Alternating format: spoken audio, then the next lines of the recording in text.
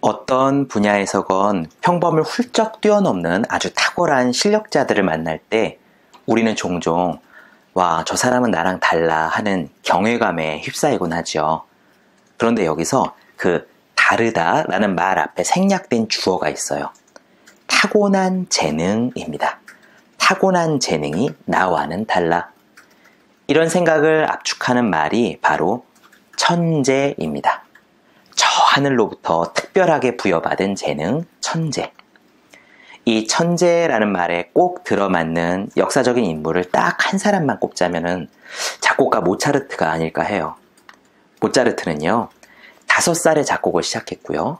고작 8살에 처음 공식 석상에서 연주를 했습니다. 이 사람이 평생 남긴 작품이 626편이었는데요. 이 모든 탁월함을 남겨두고 세상을 떠난 나이가 고작 35살이었대요. 천재라고 부르기에 정말 부족함이 없는 인물이죠. 그런데요, 이 모차르트에 대한 연구가 깊어지면서 새로운 사실이 드러나기 시작했습니다. 첫째, 그에게는 3살 때부터요, 강도 높게 작곡과 연주 훈련을 시킨 아버지 레오폴트가 있었어요. 그런데 이 레오폴트는요, 당대에 권위 있는 음악 교육자였던 거예요.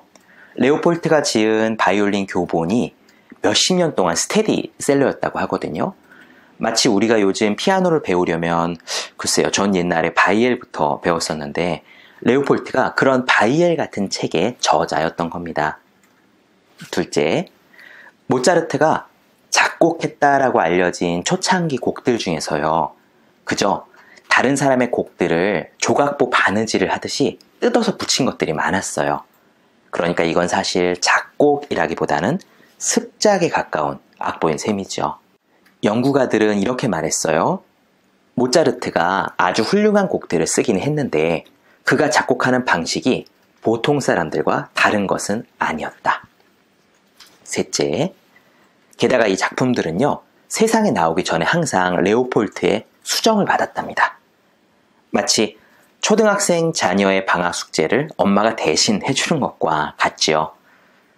모차르트의 작품이 막 나오기 시작했을 그 무렵부터 아버지 레오폴트는 본인의 이름으로 된 작품을 발표하지 않았습니다. 레오폴트가 아들의 작품을 수정해 내느라 자기가 가진 모든 역량을 거기에 쏟아부었다라는 의심을 할 만해요. 요약하자면 이런 얘기가 되겠어요. 모차르트는 저절로 모차르트가 된 게 아니다. 대신 아주 어려서부터 한 집에 사는 엄청난 음악 스승에게 집중적이고 체계적인 훈련을 받아서 거기에 이르렀다. 그렇습니다. 제대로 된 이런 연구들 덕분에 이제 우리는요, 타고난 재능을 그냥 믿고 말 게 아니라 모차르트가 가진 탁월함의 진짜 이유를 설명할 수 있게 된 거예요. 이런 타고난 재능에 대한 착각이 모차르트 뿐일까요? 주위에서 우리가 만나는 탁월함에 대해서 타고난 재능이야 라고 손쉬운 꼬리표를 이렇게 탁 붙여버리기 전에 알아두면 좋을 사례들이 더 많이 있어요. 올림픽의 육상 기록을 예로 들어볼까요? 100년 전 올림픽 기록은요, 지금 고등학교 육상부 선수들과 비슷하답니다. 1908년 올림픽의 남자 마라톤 기록은 현재 미국 고등학생들의 최고 기록보다 20분 이상 느려요. 1908년 남자의 200m 달리기 기록은 22.6초였는데요.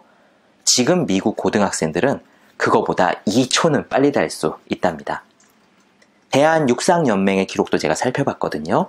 우리나라 남자 중학생들의 탑 10 기록도 그것보다는 빨라요. 육상 기록이라는 거는 우리 인간이 가진 한계잖아요. 그런데 인간의 한계가 고작 100년 사이에 그렇게 많이 늘어났을까요? 100년 전 세계 최고의 러너들이 지금 중학생들보다 느리다는 거를 우리는 어떻게 이해해야 할까요? 다른 분야에서도 마찬가지예요. 13세기의 위대한 사상가였던 로저 베이컨은 이렇게 말했거든요. 수학이라는 학문에 통달하려면 30-40년이 걸린다. 그런데요, 이 로저 베이컨이 통달했던 고난이도의 수학을 지금은 고등학생들이 미적분을 다 공부하고 있습니다. 또 1878년 차이코프스키는 자기가 완성한 바이올린 악보를 들고선요, 당대 최고의 연주자였던 레오폴트 아우어를 찾아간 적이 있어요. 그런데 연주를 거부당합니다. 이유는 이거였어요. 연주가 불가능한 곡을 작곡해왔다. 하지만요, 지금은 음대를 졸업한 젊은 바이올리니스트도 그 곡들을 다 연주합니다. 곡도 같고 사람도 같고 바이올린도 똑같아요. 고작 몇백 년 사이에 인간의 타고난 재능이 전반적으로 진화가 될 수는 없습니다. 그럼에도 불구하고 이렇게 놀랍도록 탁월한 성과가 여러 분야에서 가능하게 된 이유는 딱 한 가지예요. 연습이 점점 더 효율적으로 이루어졌기 때문이죠. 연구자들은 이렇게 정리를 합니다. 요즘 선수들이 과거보다 뛰어난 것은 다른 조건이 달라져서가 아니라 연습을 더 효율적으로 하기 때문이다. 결국 답은 연습 방법입니다.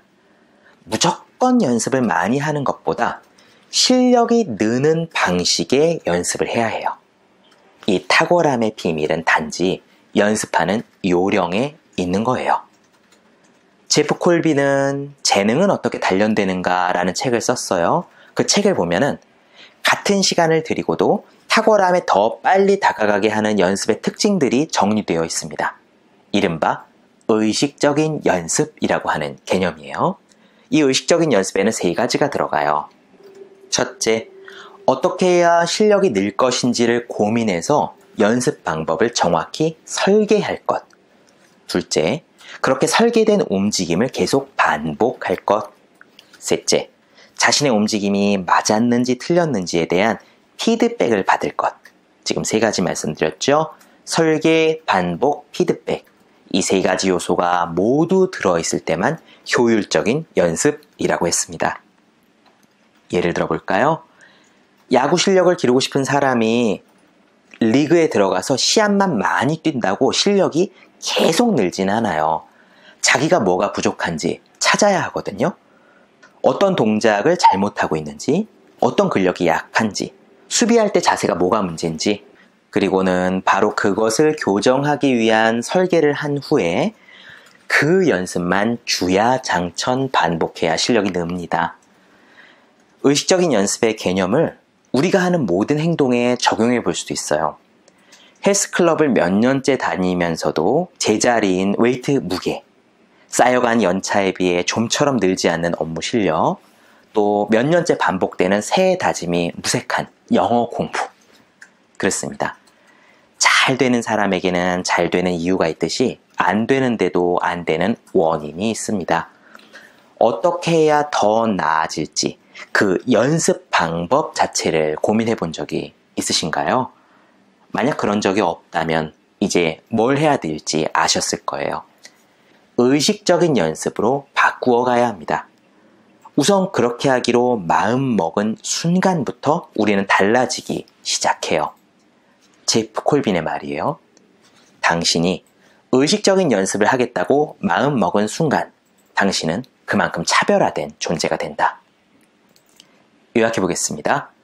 첫째, 모차르트 같은 천재들도 알고 보면 탁월한 훈련에서 나온 거다.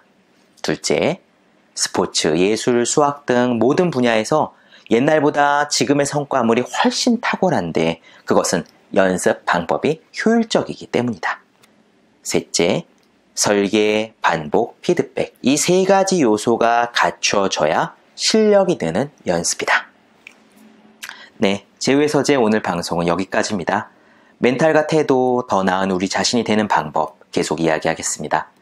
내용이 도움이 되셨다면 구독, 좋아요, 그리고 댓글 부탁드릴게요. 감사합니다.